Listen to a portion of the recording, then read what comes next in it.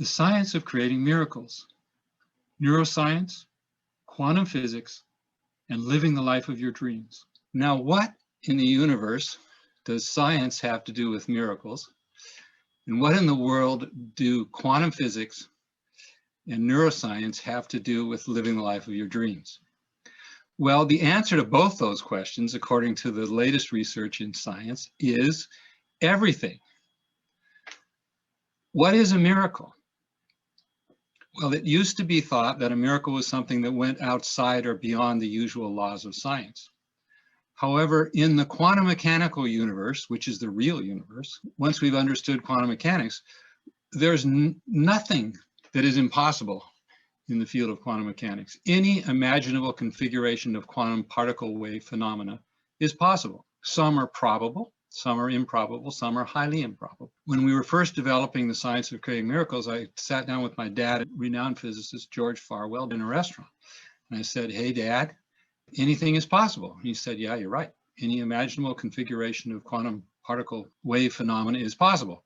I said, "For example, it's possible that you and I, all the elementary particles that make up our bodies and enough air to breathe would tunnel from here to the other side of the moon, and we'd carry on this conversation there. And tunneling is a known phenomenon in quantum mechanics." And he said, "Yeah, you're right." And he got out a piece of paper, got out a napkin, and wrote down a formula and did some quick calculations, and he figured out what the probability was that that was going to happen. And it was a low probability. In fact, it didn't happen. The point is, however, that any impossible sounding thing can in fact happen. There's a finite probability.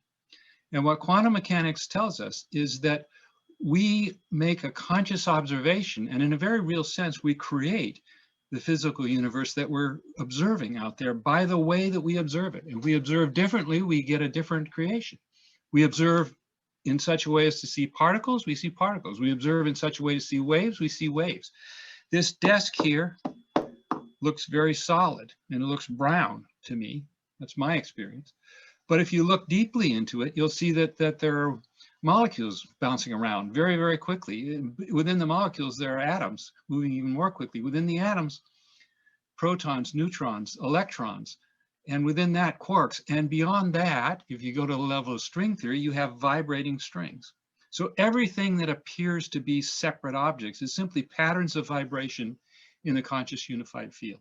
Now, the question that we're asking scientifically at the foundation of the science of creating miracles is, can we create at will? Can we create unlikely, improbable patterns of vibration in the conscious unified field? We've all had experiences that seem to be improbable, that seem maybe to be miraculous. On a day-to-day level, the phone rings, you're thinking, "Oh, I'd really like to hear from Jill." And the phone rings and it's Jill. Now that was an improbable event, but maybe it would have happened anyway. We don't know the exact probabilities. So we can't say that's a scientifically measured event. Even though it happens often enough to all of us, I think that we can realize that there's something non-coincidental about some of these things that appear to be a coincidence that we experience first on the consciousness level, and then we find them in the world around us. So can we create an improbable pattern of vibration in the conscious unified field? Well, we set up an experiment to test that. We don't know the probability that your friend Jill is going to call, but we know exactly the probability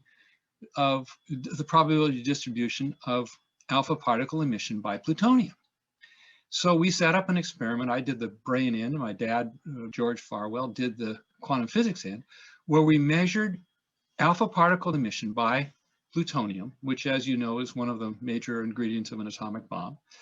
And we tested whether we could shift that probability distribution, and we found that we could, and others could, particularly people with highly developed consciousness, could make extremely improbable events take place, could create extremely improbable events. Now, from a scientific perspective, what creating an extremely improbable event means, what setting up a vibration that is unusual and unlikely in the conscious unified field, what that means is creating a miracle. That's the scientific definition of a miracle. So the conscious unified field experiment that we implemented was actually proof that miracles are real and we can create them. Now, all of the great spiritual traditions tell us that that inner field of pure consciousness within ourselves, our own essential nature, our own consciousness, is the same as a unified field that gives rise to the elementary particle wave phenomena that make up the physical universe. If that's the case, it stands to reason that we can create a vibration on the level of ourself, on the level of our own consciousness, that creates that in the universe. I'd like to read a quotation from Erwin Schrödinger, who was one of the founders of quantum mechanics. He reached the same conclusion from the quantum mechanical perspective. He said, "So let us see whether we cannot draw the correct, non-contradictory conclusion from the following two premises. One, my body functions as a pure mechanism according to the laws of nature. Two, yet I know by incontrovertible direct experience that I am directing its motions, of which I foresee the effects, that may be fateful and all-important, in which case I feel and take responsibility for them.